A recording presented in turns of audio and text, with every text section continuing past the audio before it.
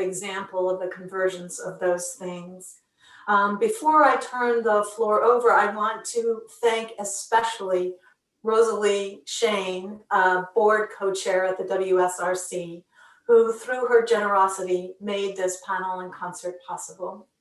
I'm proud to produce a WSRC scholar, Larry Gutierrez, who is the mastermind of the afternoon.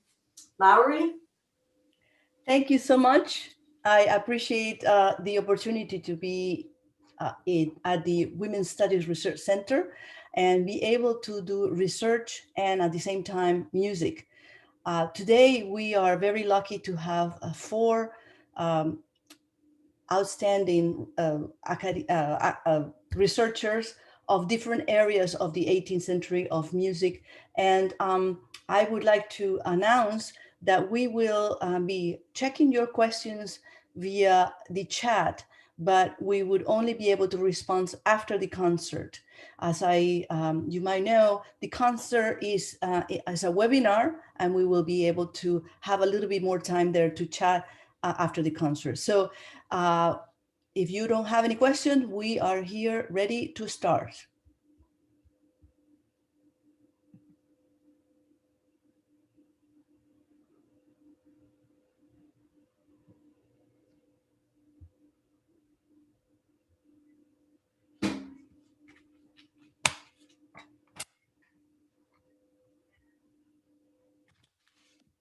When I was doing, yes, the time goes really fast, when we were doing the recording of Annabone, and she kindly wrote the program notes of our CD.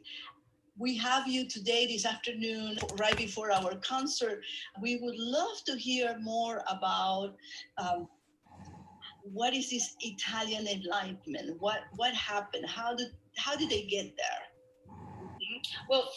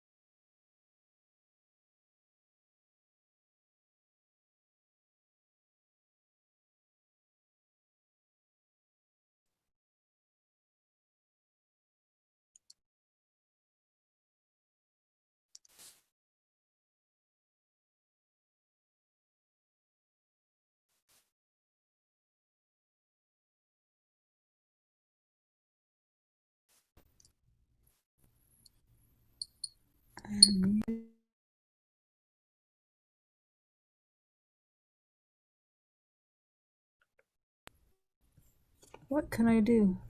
I can't hear. Can anybody else hear any? I can't hear. My apologies. We tested this and it was working, and the sound is not working. Just give us one more time.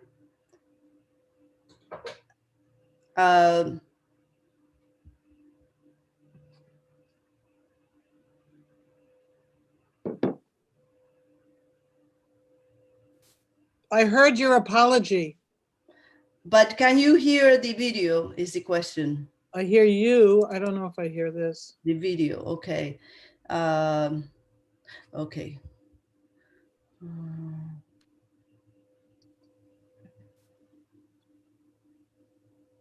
Try it now.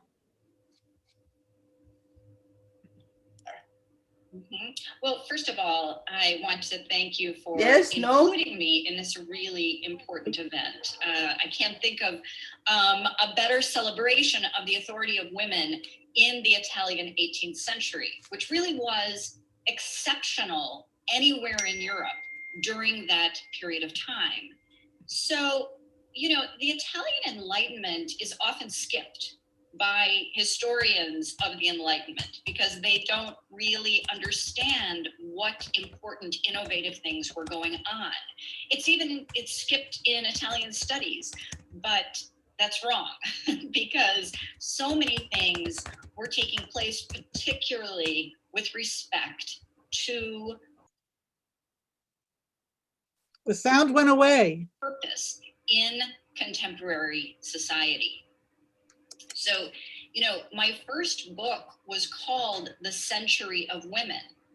And I didn't make up that term. That term was used by Pietro Chiari, who was a writer, a playwright in Venice during the 18th century. And he named his own contemporary time The Century of Women because of the extraordinary authority assigned to women. Which was part of the Italian Enlightenment identity. So I'm just going to explain very briefly. Italy, I would say from about 1633, with the condemnation of Galileo by the Catholic Church, experienced a period of cultural decline. And at the beginning of the 18th century, the end of the 17th century, the beginning of the 18th century, there was a feeling of tremendous deficiency compared to all of the innovative philosophical, scientific thinking and experimentation going on around Europe. And there was a really self-conscious effort to redefine Italy's place in the contemporary European world, to bring Italy into modernity. And there were specific intellectual thinkers, religious thinkers who strategized on how to bring Italy in.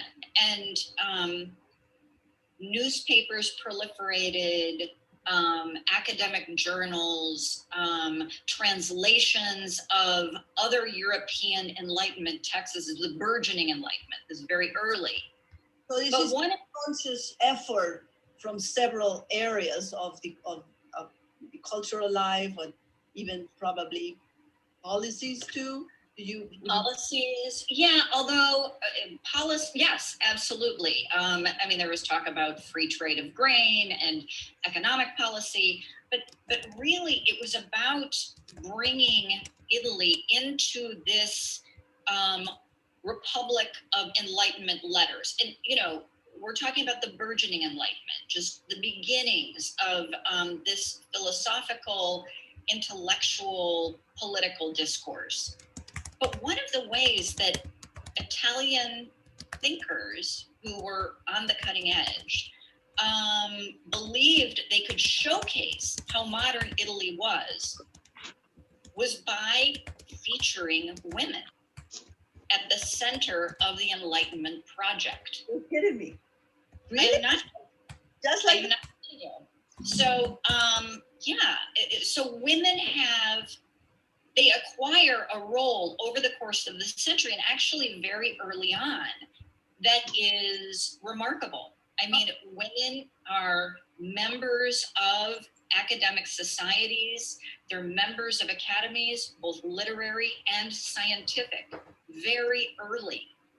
And that's not the case elsewhere in Europe. In fact, Italian learned academies are inducting French women and German women and British women, but mainly, you know, you see lots of French names, and they weren't even allowed to be in academies in their home country.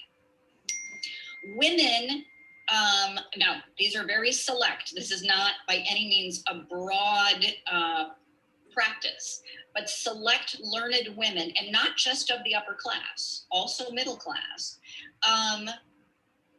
were granted university degrees. This is happening nowhere else. Women were not only members of academies, they were founders of academies. And one of the, yes, go ahead. Sorry, is this happening all over Italy, or maybe Bologna or Milan, or a specific centers of culture? Well, the discourse about women, the philosophical, political, moral discourse about women is happening everywhere. In fact, this wonderful scholar, Luciano Guerci, was one of the first to really focus attention. And he talks about this kind of almost obsessive discourse about women. If we're going to be modern, we have to modernize the role of women. We have to really focus on their role in bringing us into the modern era. But in terms of practice, it was in discrete centers, places like Milan. Milan was, absolutely a center of innovation with respect to Enlightenment thinking and practice. Bologna was absolutely a center in terms of Enlightenment thinking and practice. Naples was another place. So you have this these discrete centers, and each of these city-states is very different in their approach, but there is a kind of obsessive discourse and attention to women proliferating all across the Italian peninsula. That is a very exciting moment in history. So what happened? How did it stop? Oh, well, it stopped with Napoleon. I would say when Napoleon showed up and conquered Italy, there was no Italy, of course, but, he took over much of the peninsula and enforced Napoleonic rule. The advancements for women came in some ways to an abrupt halt.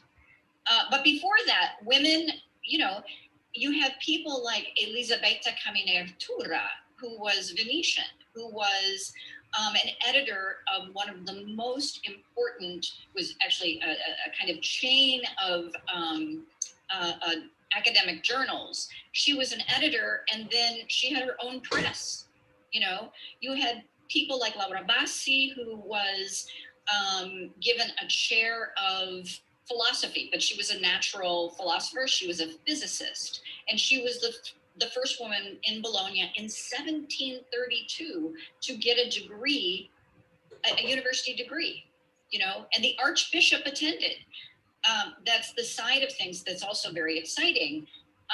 Leadership in the Catholic Church, namely in the figure of Pope Benedict XIV, was advancing women in utterly remarkable ways. I mean, the Pope also saw the promotion of women's authority as a way to signal to the rest of Europe that Italy was still a center of learning and a place of modern thought and social and political action, civic action.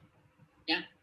Well, it sounds like an amazing time, and we hear so very little of it. So we appreciate that you and Professor Mazzotti have taken as your life mission to bring back these concepts that allowed us to know, well, we have a long way to go still, but there is a lot of people that have started. At what point did it all stop? What is it, the 19th century? Well, really, it was the arrival of Napoleon at the end of the 18th century. In many ways, women's authority diminishes. One of the things that's really interesting is right at that time, and you can kind of see it in the figure of the only woman in Italian history ever crowned poet laureate. One woman, at the end of the 18th century. And she was crowned on the Capitoline, and her poetic name was Corilla Olympica. And they crowned her just like Petrarch was crowned on the Capitoline, poet laureate. But what happened? Well, there was a riot in Rome, and she had to flee. But she had been this just amazing figure because she wasn't a poet who wrote verse in sort of a traditional way. She was an improvisational poet. She was a performance artist. She would give these spontaneous poetic performances with a lyre and dance and sing, and she would, it was improvisational, so people would give her the subject matter, and it could be botany or some kind of scientific topic, and she would perform for more than an hour, and to the point where she would reach a kind of poetic climax and then just swoon and faint at the end. It was really kind of extraordinary. So she was really out of the box. And she is the only woman in Italian history who has been crowned poet laureate. And she kind of marks, in a way, the culmination and the end of women's authority. She's sort of a fascinating figure. Indeed, it is. We see then in this context the talents of Maria Gaetana and Maria Teresa Agnesi being flourished, although it seemed like we still have a ways to go in understanding the contradictions of what we are, the works that we're getting, and the reality even nowadays, even 20th century in the United States.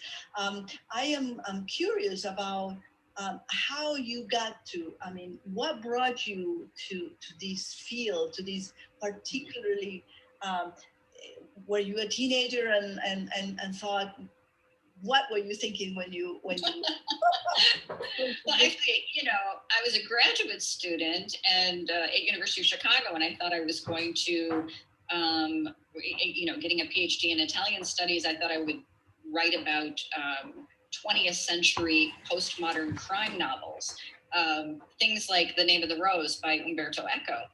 But I had to prepare my PhD exams and work on the 18th century.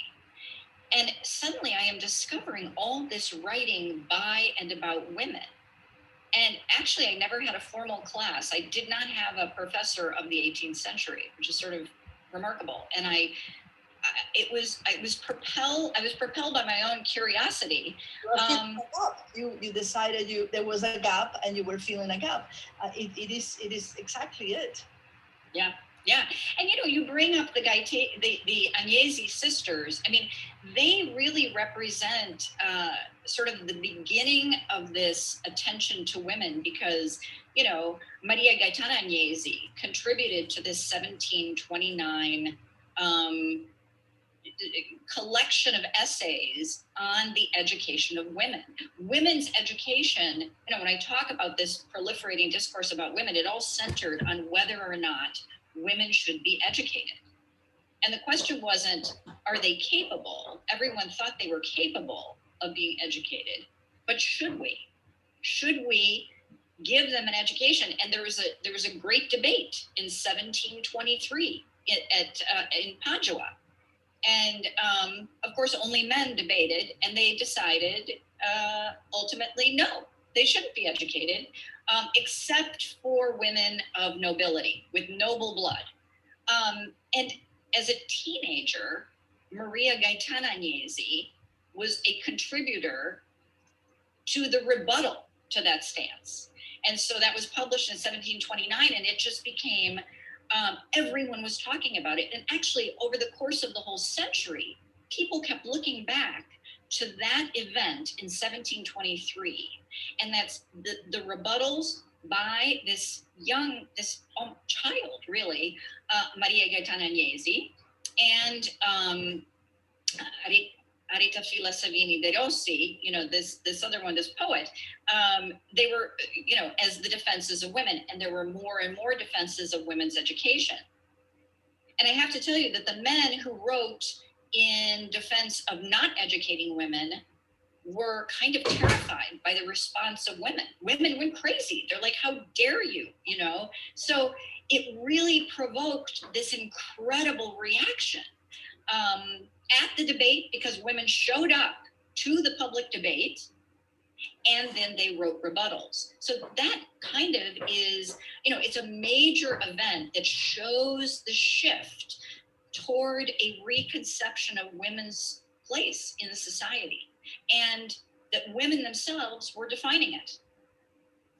Well, we are delighted that you were able to shift all your effort and your life mission into enlightening us about the Enlightenment, especially in Italy. We are grateful that you are also with us tonight, celebrating the 300th anniversary of Maria Teresa Agnesi. Thank you for coming, Professor Mesberger. Until then. It's been an honor. Thank you. Thank you. It is our pleasure to introduce to you Professor Massimo Mazzotti. Dr. Mazzotti research focuses on the early modern and Enlightenment periods, with a particular interest in the topics of mathematics and other science.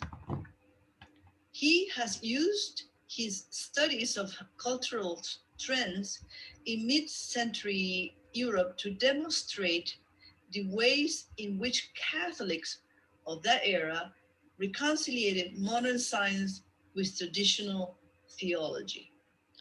Dr. Mazzotti teaches history and the sociology of science at the University of California, Berkeley, where he is also director of the Center for Science, Technology, Medicine, and Society.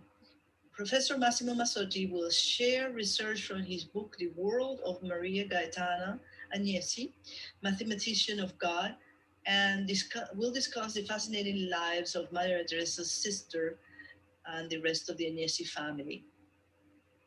Hello, good afternoon. We are delighted to have Professor Mazzotti, who is joining us from the West Coast. Professor Mazzotti? Hello, it's a pleasure. My name is Massimo Mazzotti, and I teach at UC Berkeley. And I teach history of science, and that's why I came across the Agnesi family. It is wonderful. I understand that you have researched in great detail the whole family, not just Gaetana Agnesi, who is the sister of our composer today, Maria Teresa. Start with the father. Pietro is the name of the father. He's a very important figure in the life of the two daughters and of the family in general. This is a family that is very wealthy. And these two girls are actually educated by outstanding tutors from the very beginning of their life. And this is very unusual. It's very unusual at the time because normally wealthy families, including aristocratic families, would not invest in the education of girls because that would be seen mostly as a waste and as something that actually could be counterproductive because the educated woman might be seen as a problem, as a threat in family life. So the first question, I guess, that come up is why Pietro was investing so heavily in the education of these girls. I think a plausible answer has to do with the fact that he was very wealthy, but he was not part of the aristocracy, not part of the ruling elite of the city of Milan. So we can imagine that the education of these two very talented girls was a way of essentially emerging within the social life of the city, of making the family palazzo an attractive place for important people to visit. Understanding the strategy of the father is very important to understand the education of the daughters. So the idea of having a lot of activity in the house of Pietro, we could call it a salon. What did he call it? Can you tell us a little bit about these gatherings that happen in his house? The harpsichord for Maria Teresa, and for Gaetana, she used to debate people, correct? So yes, that's pretty much how the main attractions of this salon. You can think about the salon in the fairly traditional way, although it was quite different from standard salons, in the sense that it was mostly focused on the talents of these two young women. because then they are in their 20s and they're very famous at that point, and people will come to visit and participate in one of these salons to essentially see the performance of these young women. They wouldn't call it salon, they would call it conversazione, which was essentially literally a conversation. And it refers to the fact that there would be a lot of interaction, a lot of exchange going on, essentially based on intellectually relevant materials, as opposed to gossip or gambling, things that were going on in the more traditional salons. So the typical soiree would have Gaetana debating mathematical or scientific issues with other important intellectual figures, often university professors, and Maria Teresa playing the harpsichord and playing her own music. So there would be a mix of these two different kind of activities, and the music would give structure to the entire night from beginning to end. So it was truly a performance, and at the end of it, the public would essentially rise and there would be a general conversation in many languages, because people were coming from across Europe to see these two extremely talented girls. What kind of people were coming through? Political figures, intellectuals? Can you tell us a little bit? Yes, I mean, we have some letters. That's why we know quite well how these soirees were structured, because we have some letters of people who attended and described the event to friends and family. Many of them were local, from Milan, local authorities, magistrates, high-ranking aristocrats, members of the Senate, so politicians. And that's really the people that Pietro wanted to attract to his house. But he also wanted to attract to his house aristocratic figures from across the Holy Roman Empire, because at the time, the Duchy of Milan is actually controlled by Vienna, it's part of the Holy Roman Empire. So political power for them, the center is Vienna. So that's why we find the number of high-ranking aristocrats from Vienna coming to visit the house as well. And then you would have travelers from France, for example, or from other parts of Europe who would be doing the grand tour in Italy and meeting the most famous Italian artists, and they would stop in Milan to see specifically these two women. And so there was a structure to each of these events, of these salons, correct? Yes, it would begin with music. Then there would be they would call a disputazione. So like a dispute, an intellectual dialectical exercise with Gaetana versus an opponent who is defending a different scientific thesis. So they turn the philosophical debate into a spectacle, essentially, the same way that the music is a spectacle. Then there would be a break, an intermezzo, like in the theater. They would really use a theatrical structure to it. Then there would be another disputazione, another disputation, and then music again. And then at the end, the thing would become more relaxed and people could kind of stand. Because up to that point, most people would just be sitting and assisting as a public in a theater to these performances. I understand that we have some accounts of important writers going by and praising both Maria Teresa as a performer and Maria Gaetana as a brilliant mind and polymath, basically. Yes, there's some letters that are really vivid in the way that they reconstruct one of those evenings, like from a French aristocrat, for example. And you would notice how these two women who were actually performing in such an impressive way, they were also actually very affable, and there was a lot of common sense in the way they reasoned, which to him was a surprise because he thought that they would be kind of otherworldly figure, very detached from normal people. But then when the soiree, the formal part of the soiree ended and they started chatting, for example, Maria Gaetana and Maria Teresa would tell him, "Oh, we're sorry we met in this very formal environment. It would be nicer to chit-chat, but our father really liked the fact that we perform in this way." So you see that they are aware of the very anomalous situations we're in. They do what they do mostly because the father is asking them, and they actually enjoy doing it up to a point.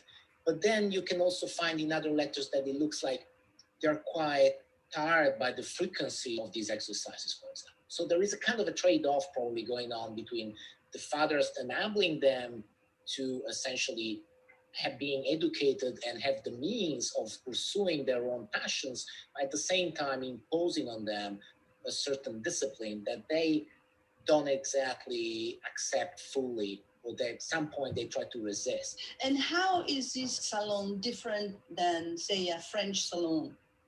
at the same time. Yeah, that's a very good point, because I think it's precisely by comparisons that we can see what is specific of this world. A typical French salon in the same period, you would have a woman in charge of the debate and the conversation, which mostly would be not really academic in nature, but the woman is the mediator, is the facilitator for the conversation, is bringing grace and manners to what could be otherwise an unruly debate between the main philosophe, right, of the moment, which can be quite aggressive. So women are perceived as those who make kind of a graceful conversation possible, but not as active contributors to that conversation.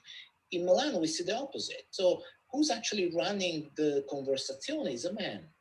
And the protagonists are women who are actually bringing in the content, artistic and philosophical, to the conversation. So it's a very interesting reversal of the gender roles. Why was that possible in Milan?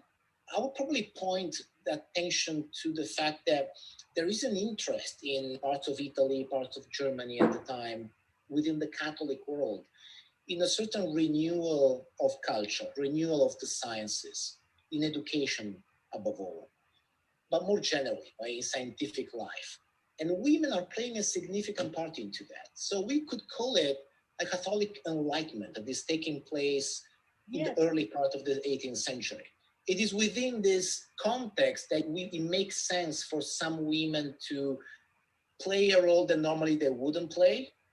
And you can see that the church is looking positively to this phenomenon. Maria Gaetana is essentially a personal friend of the bishop in Milan, of the Archbishop of Milan, and the church has definitely a positive attitude. So I think probably it's this moderate Catholic reformism that is going on in some parts of Europe at the time that is facilitating this emergence of the talent of these women. Excellent. Professor Mazzotti, I also read in one of your articles that Empress Maria Teresa of Austria sent some jewels to Maria Gaetana. That is quite something. Can you tell us a little bit more about that? Absolutely. I mean, what is the content of the work of these women? So for Maria Gaetana, of course, is mathematics, but it's interesting to see how she frames it. The main book that she publishes, she dedicates to Maria Teresa, the most powerful woman in Europe at the time. And the dedication is all about women need to access the higher sciences, arts and the sciences. We are at the point now that you are the empress, we can do that, right? It's such compelling introduction. It's really interesting to read right now. It's really a call for women to come out, right, of the woods and actually be active, because now we have an empress who can actually patronage us. So that was a very interesting moment. And in this moment, other women are actually stepping out, like Maria Teresa. You know, Maria Teresa is still young at that point, is a bit younger than the sister, but she will write music that is obviously giving agency to women protagonists in a way that wasn't at all done before her. And other women in Milan are writing poetry along similar lines, claiming that women have the right to learn science, to practice the arts the same way that men have. It's like a window in which we see some of these women being unusually active, being visible, being able to showcase their talent, but then unfortunately wouldn't last very much. And how did that get cut off? Again, is it a problem of religion, or the Catholic Enlightenment got out of fashion? What happened?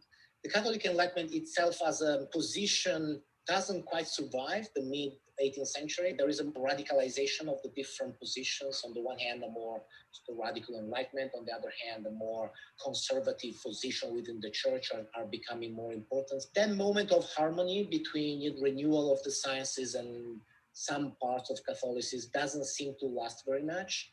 And also, new ideas about the female mind are actually emerging within the sciences. So the idea that women, after all, because of their body and because of their mind, are not suitable for the sciences or for the arts is becoming more credible. I mean, interestingly enough, it's kind of growing up at that point, rather than decreasing, a series of stereotypes that, for example, connect the female mind to sentiments and passions as opposed to reason. And so how can you be a credible mathematician if you're a woman whose mind is obviously not very rational. And so this kind of stereotype closes down the space for these women to be accepted as credible scientists or artists. Professor Mazzotti, is there a relationship between the name Maria Teresa Agnesi? Did the father was thinking of anyone like the Empress Maria Teresa of Austria when he named her? Yeah, is actually the connection is quite direct, because the father he was interested in finding patronage in Vienna. And so being close to the imperial family in all ways possible was actually a desirable thing for him. So through that name, as through many other signs that we can find around the family life of that period, we can see that he's actually trying to connect with the emperor. And in fact, he will also make a request to the emperor of receiving a title, right, from the Augsburg court. So you should see that as part of this overall strategy. We thank you, Professor Mazzotti, for accompanying us today, because I think it's important for the new generations to know that women's rights didn't start in the United States in 1960, that we have periods in history that have brought the, so to speak, women's movement forward. And we thank you for your research to connect that past to our present. We look forward to meeting you again, and thank you again for coming with us today. Thank you. Thank you very much for the invitation. It is our pleasure to introduce to you our friend and collaborator, Professor Robert Kendrick. We met Professor Kendrick in Cambridge when he was at Harvard University in the late 90s. Dr. Kendrick is one of the world's most respected scholars of historical women composers and early Italian music. He works on early modern music and culture with additional interest in Latin American music, historical anthropology, traditional Mediterranean polyphony, music and commemoration, and the visual arts. Dr. Kendrick is a William Colvin Professor in Music, Romance Language and Literatures at the College at the University of Chicago, as well as a member of the American Academy of Arts and Science. His books include The Sound of Milan, 1580, 1650, Celestian Sirens, and more recently, Fruits and the Cross, Passiontide Music Theater in Habsburg, Vienna. Dr. Kendrick has also edited the motets of Chiara Margherita Cozzolani. We invited Professor Kendrick to speak to us about women composers in Italy with a focus in Milan and Maria Teresa Agnesi, giving us a historical context. Good afternoon. It is my pleasure to introduce you to Robert Kendrick. Professor Kendrick and I have known each other for a very long time. I remember in the late 90s when he was at Harvard University and we started to collaborate. Professor Kendrick. Hi. So I teach music history and ethnomusicology at the University of Chicago. And studying the world of Maria Teresa Agnesi Pinottini was something of a side interest, because a lot of my work, especially the work with which I collaborated with Lauri and La Donna in the 90s, was around the music of Milanese nuns. And I think, Lauri, that that's probably what you want to start with. And so I was working on music originally between about 1580 and 1680. And as you know, Agnesi's dates are 1720 to 1795. So a little bit later and a very changed social and musical situation. But we would love to understand the context of why is it that in Italy we get all these composers, the majority of women composers in the so-called early music from the Renaissance to the classical period are coming from Italy.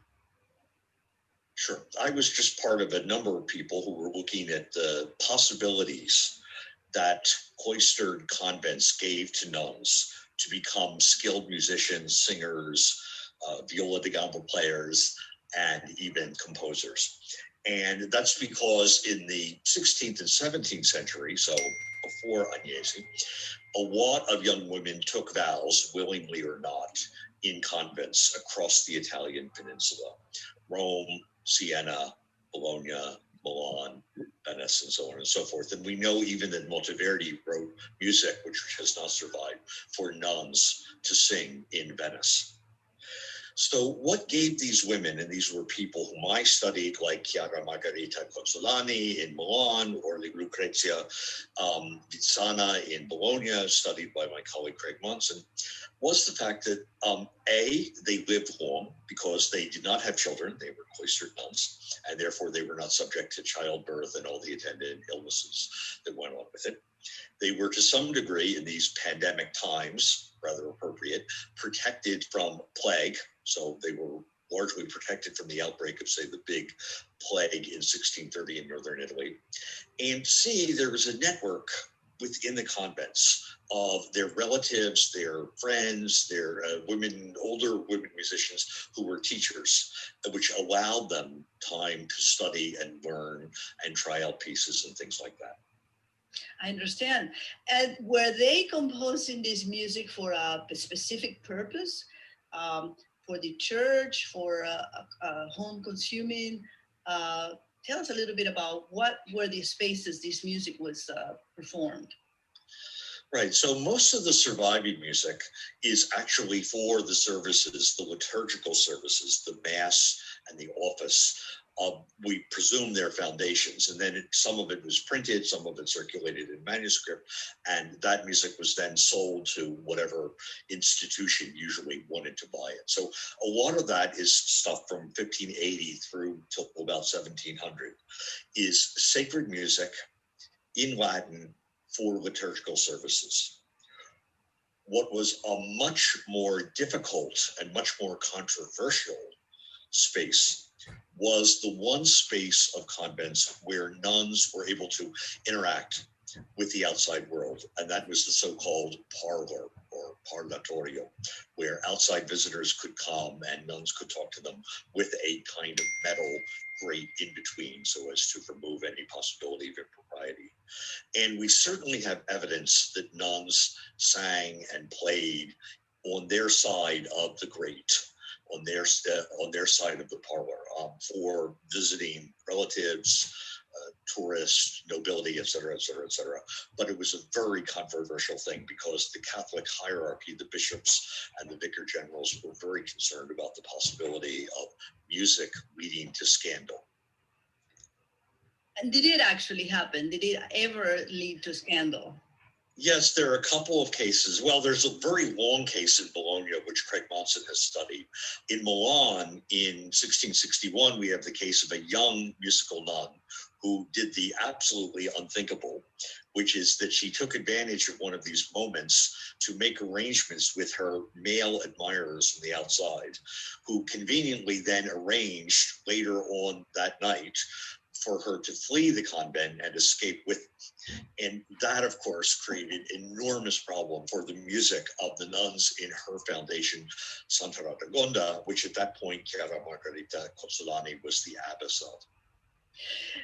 So we have the space of music and the composers for sacred purposes, for religious purposes, but there also we have the urban space, and we get other composers like Barbara Strozzi, and we move away from sacred to the secular. Perhaps that leads us to Maria Teresa, or is there some kind of patronage that it is linked to these urban compositions?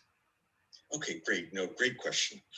I want to draw a big line here between the 17th century, which is still very much the era, except for Venice and Florence, where there are very famous women doing things for patrician salons, for courts. Francesca Caccini, who was the daughter of Giulio Caccini, writing music for the Medici court.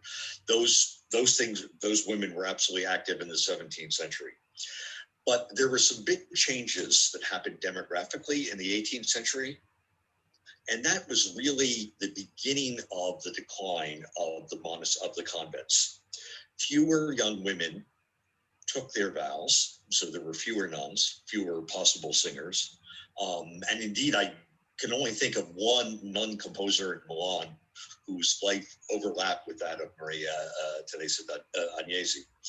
And so that also meant that women's musical activity and spheres was much more rooted towards kind of domestic household situations and the like. And that was reinforced in terms of Agnesi's Milan, because in 1713, 7 years before she was born, the political control of the city passed from the very conservative Spanish Habsburg dynasty to the somewhat less conservative Austrian Habsburg dynasty. And what that meant, the Austrian Habsburgs were absolutely passionate. They were just crazy about opera and chamber cantatas, keyboard music and things like that. And they themselves were all musicians of one kind or another. So that meant that the space, which you're discussing, really moved towards either theaters or the palaces, the palazzi, if you will, of the urban aristocracy. By one of the things that means is that Agnesi, as far as we know, never wrote a note of sacred music. She wrote only operas, arias, and music for her instrument, the harpsichord. Was there a particular context? You mentioned the Habsburgs that come into power. Is that a reason to believe that because of changes, we get a woman composer to be able to dare to compose operas? But it seems like whether we have a conservative or progressive government, women get to compose or not. Yeah, in Agnesi's case, I think there's a very specific set of factors that come through. But remember also that in Germany, there are women like Marquess Wilhelmina Bayreuth, who composed operas for that still existing very beautiful little Baroque theater in Bayreuth before Richard Wagner ever got there with the bulldozers and started constructing Festspielhaus and so on. So it is, in some ways, I think that outside of Italy, certainly France, Elizabeth Jacquet de la Guerre composes an opera for Paris. It's a little bit easier. Let me just explain what I think came together in Agnesi's case that led her to composing stage works. And that's this. The Austrian Habsburgs had not ruled Milan ever. And so they relied for support on local patricians and also some nouveau riche who were willing to cooperate with them in the 18th century.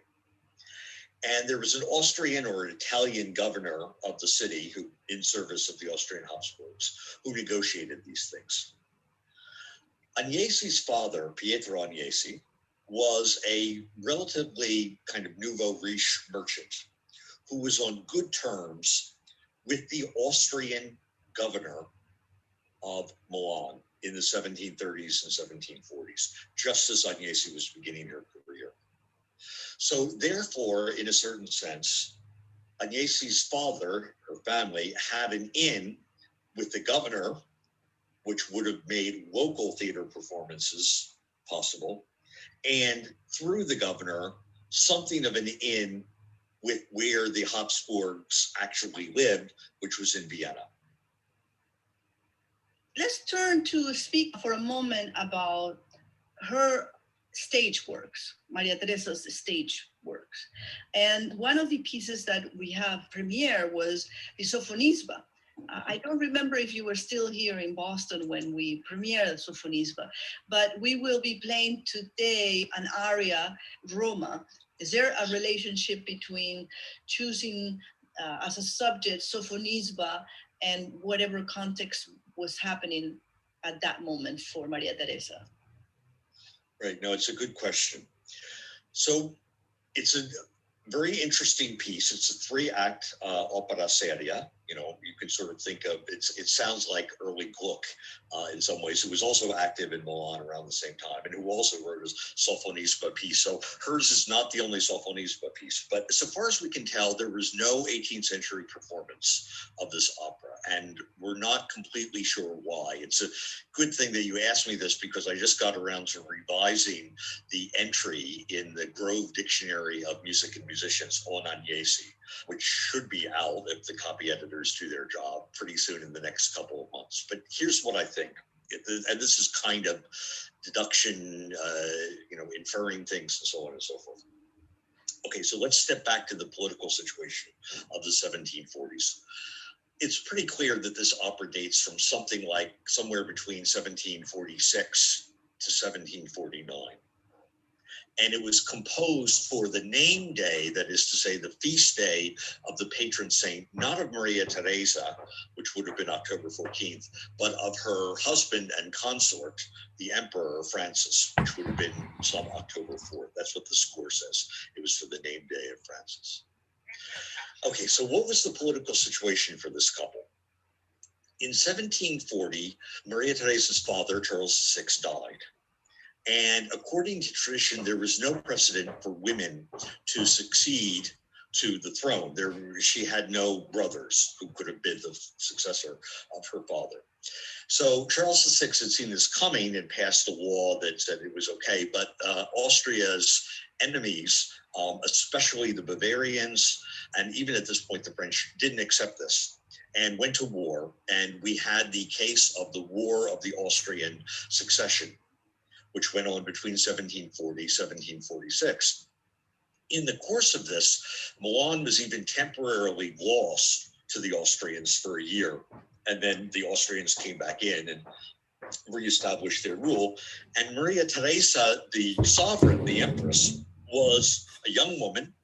She was 23 when the war started, and she had a lot of both diplomacy and military stuff to do in order to save her claim to the throne and the Austrian dynasty.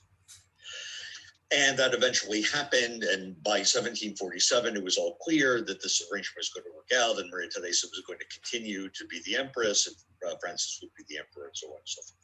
So I'm going to stop there for 1 second so you can sort of take all that in, and then explain how I think the plot of Sophonisba relates to this. Okay, so Sophonisba takes up a moment in early Roman Republican history, where Rome is attempting to conquer parts of North Africa. And they come to North Africa and they're looking for allies. And the person who is doing this for Rome is the great general and Republican leader known as Scipio the African, who also figures in many other operas and many other sort of contexts and so on and so forth, Cavalli opera. And Scipio has come to North Africa. He has an ally who's named Massinissa.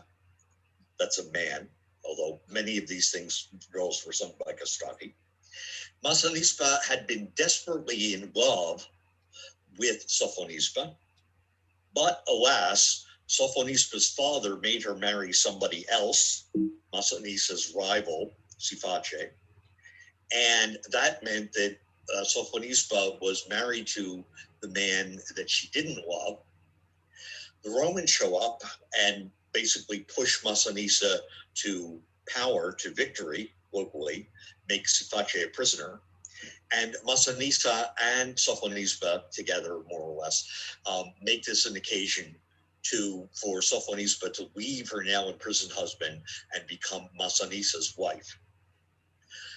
The story is not as happy as it was for the Habsburgs, because Scipio shows up on the scene, realizes that Massinissa is not to be trusted if he does things like this, and says that he is going to bring both Siface and Sophonisba back to Rome to be part of a triumphal parade in chains as kind of booty of the, from the war campaign and so on and so forth. Sophonisba is not having any of this, so she commits suicide on stage, and that's how the opera ends. Yes, indeed. It's still an opera that has a very strong character, and I've been always fascinated why she commits suicide, but it is actually an act of courage at that moment, isn't it? Yeah, I think so. Really kind of tragic, almost Virgilian-like Dido kind of heroine. Mm-hmm. It's interesting too, because we think that this was not a piece for Milan. It would have been, if it was the emperor's name day, probably there would have been there's always an opera on name days in Vienna. So there would have been an opera on October 4th, opera on October 15th, and so on and so forth.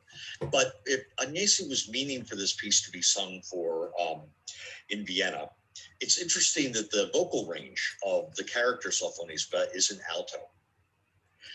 This is not entirely typical, but it's possibly explained by the fact that there was a very, very famous Italian alto, a woman, working in Vienna at this point. She had sung the title role of a different opera by Gluck, Semiramide, Riconosciuta, and her name was Vittoria Tesi Tramontini. And she was very, very good. The parts from her, the operas that she's known to perform in the 1740s is really interesting. But what's even more interesting is that I have a colleague, Francesco Lora in Italy, who really discovered this. Tesi Tramontini was Afro-Italian. Her father was we think sub-Saharan African in the service of the Medici court in Florence around 1700, who married an Italian woman and had her and so on and so forth. So Tesi Tramontini herself, and her phenotype and so on and so forth would have made it clear that even with all the wigs and stuff like this, and people would have known that she was quite renowned in her time for being kind of Afro-Italian. So here you have an opera about an African queen, Sophonisba, being sung by an Afro-Italian famous alto singer. It's a wonderful kind of conjunction of things, and I think very, very appropriate for this moment as we're rediscovering African contributions and African musicians across the whole span of European musical history, not just the 21st century. Yes, indeed. That is a connection that I didn't have made.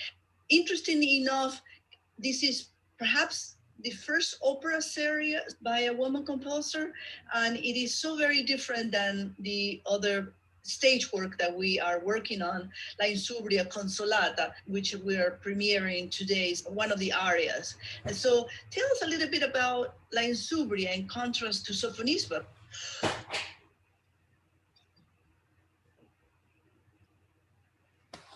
Hello, we started a little bit late, so we are running a little bit late. I'm going to save the comments of Insubria for when we play the opera in the concert. Does it sound good? Aina? Yes, that sounds fine. Thank you. Okay. Thank you very much for all of you to be here today. I'm sorry we ran a little late. And I will tell you, we actually had to cut some of the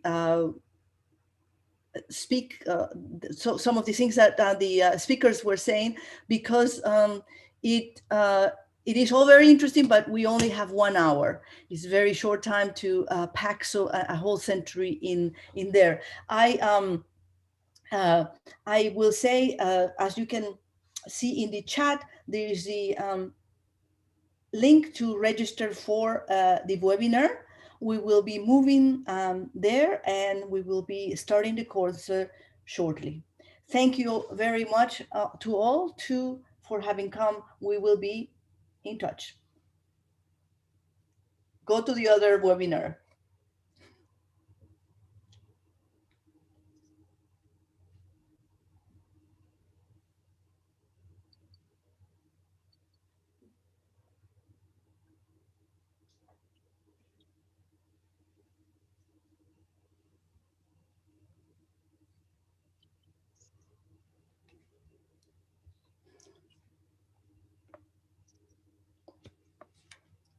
So I'm going to register in the other computer. No, don't play it yet. Let me get in, okay?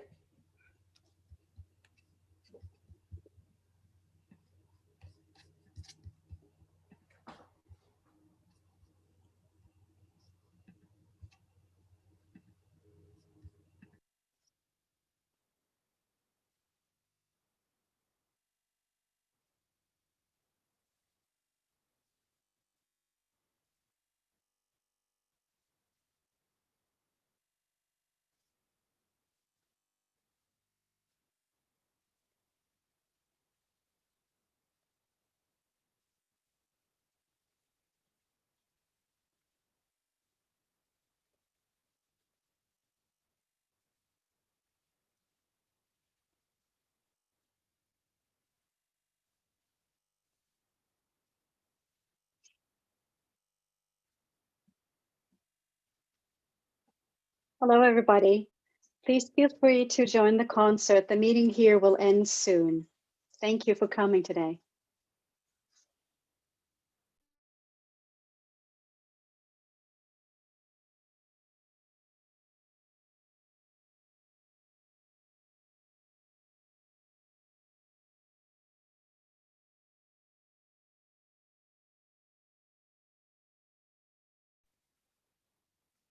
Hi, everybody who are left here. The meeting will end very soon, so please join us for the concert. The link is in the chat. To register is in the chat. I will keep the meeting open a little bit longer so you have a chance to register for the concert. Thank you for coming today, and enjoy the concert.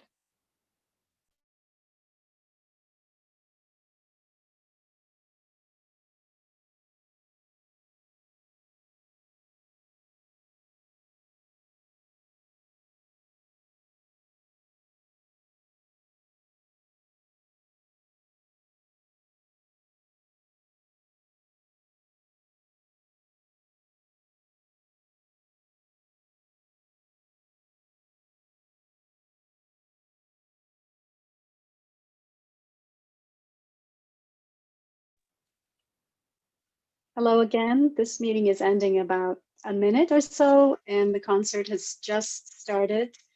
So please register via the link in the chat or the invitation that you received via email. Thank you for coming today.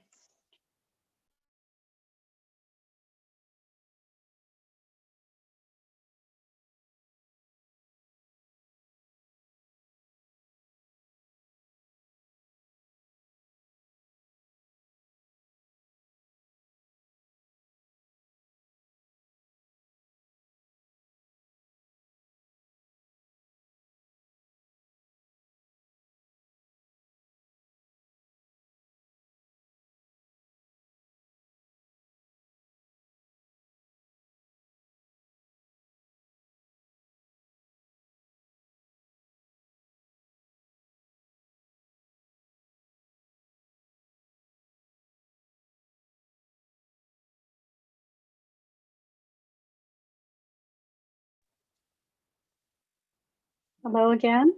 I'm going to close the meeting now. Please join us for the Delucio concert via the link in the chat. You can register via the link in the chat, or you can join via the email that you would have received with the invitation to the webinar. Thank you for coming today. I'm closing the meeting now. Thank you.